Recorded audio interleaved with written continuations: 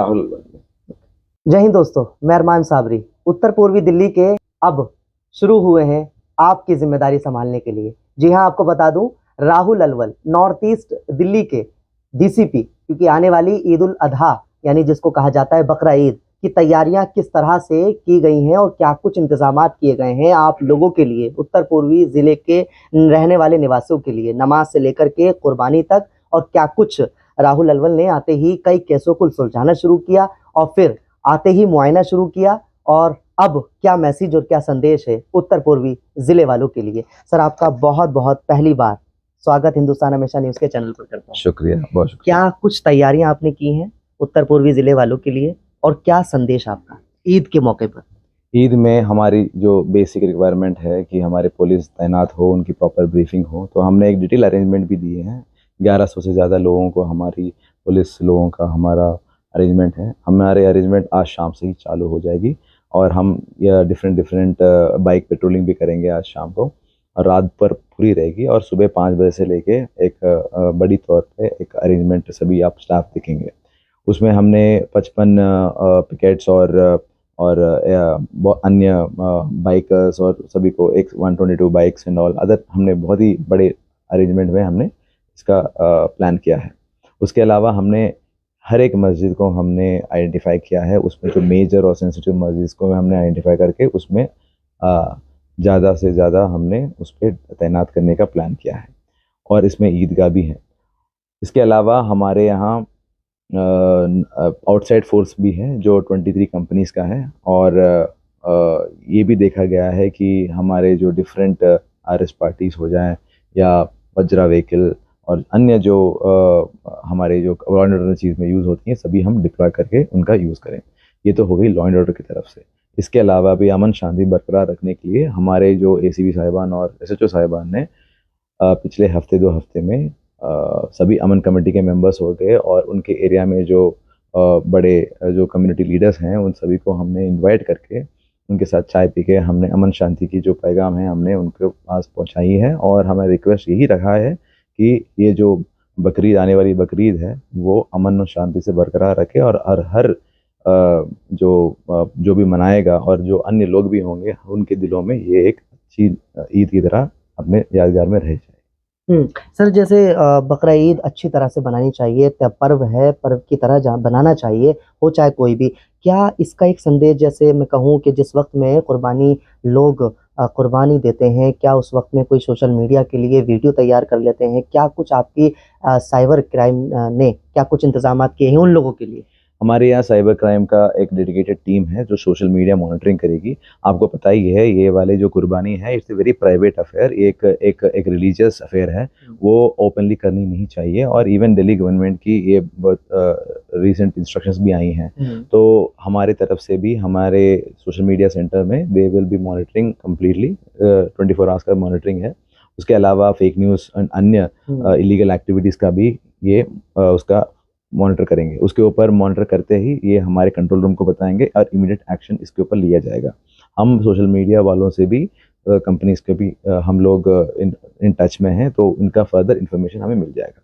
इसके अलावा भी हमारे यहाँ हमें ये जो कुर्बानी ना कर ओपन में कुर्बानी ना करने का, और जो एनिमल्स अलाउड है उन्हीं का कुर्बानी करने का, और जो कार्कसेस और अन्य जो वेस्टेज होता है वो रोड सड़क पे और वो वैसे ना फेंकने के लिए, और सिविक एजेंट्स के साथ में भी हम कोऑर्डिनेशन में हैं, और डिफरेंट जगह पे उनका भी तैनात हो चुका है, पॉइंट डिसाइड हो चुके हैं। और इसमें एमसीडी भी है, जल बोर्ड और इलेक्ट्रिसिटी को भी हमने इतला दी है कि वो इलेक्ट्रिसिटी का जो सप्लाई है कायम रखें, सो दैट कि कोई भी इस त्योहार के बीच में कोई दिक्कत का सामना ना कर पाए। लास्ट क्वेश्चन ये है सर कि कुछ ऐसी स्थिति बन जाती है कि जब कुर्बानी की तारीख होती है, कुछ माहौल ख़राब करने वाले, कानून व्यवस्था को ख़राब करने वाले भी ऐसे पैदा हो जाते हैं। उस तारीख से पहले ही इंतज़ामात वो भी अपना शुरू कर देते हैं, क्योंकि कानून व्यवस्था भी ख़राब हो और माहौल भी, और इलाके भी, और थाने और अफसरान इसमें निशाने पर आएँ। क्या उनके लिए इंतज़ामात, जैसे कि अगर मैं कहूँ कि मंदिर और मस्जिद और अलग-अलग जो व्यवस्थाएँ हैं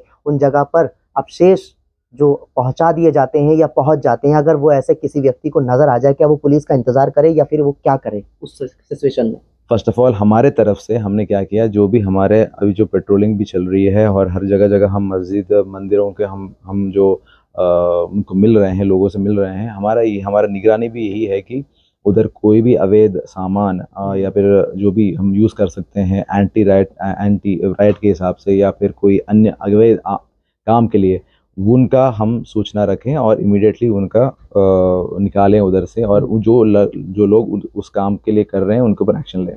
हमारा जो स्पेशली जो नाइट विजिल हम जो कर रहे हैं उसका मेन मकसद यही है कि कोई भी एंटी सोशल एलिमेंट जो है वो एरिया में ना घूमे, और ऐसे वाले जो तत्व होते हैं और ऐसे वाले सामान जो रखते हैं वो जगह जगह पे मंदिर हो या मस्जिद हो या कहीं और भी हो, और वो रखे ना। तो ड्रोन का भी यूज़ हो रहा है और उनमें सर्वेलेंस होगी, तो ये वाली चीज़ें कहीं पे इकट्ठा ना मिले, जो भी यूज़ कर सकते हैं ये राइट वे सिचुएशन में भी, तो इनके ऊपर हम एक्शन भी लेंगे।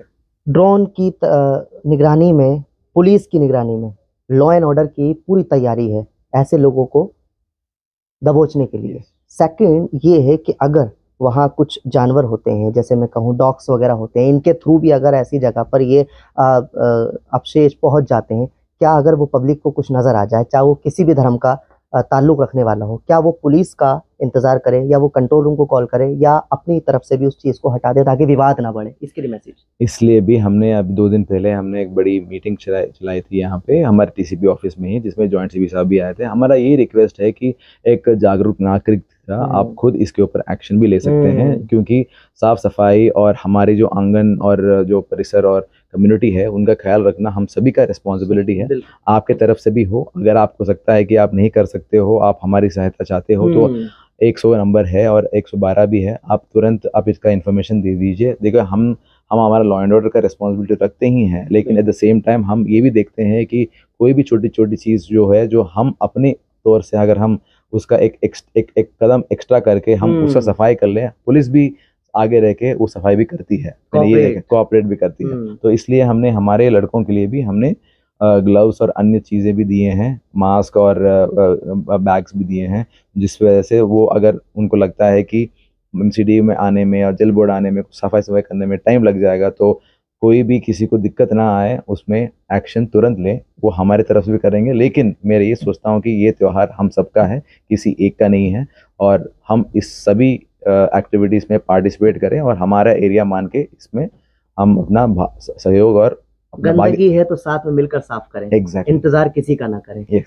ये है आईपीएस नॉर्थ ईस्ट जिले के राहुल अलवाल, और इन्होंने एक संदेश दिया है कि इंतजार की कोशिश ना हो, अगर गंदगी नजर आए, चाहे वो गुरुद्वारा हो, मस्जिद हो या मंदिर हो, विवाद ना हो और माहौल खराब ना हो, रंग में भंग ना हो, क्योंकि आपकी भी जिम्मेदारी भी यही बनती है।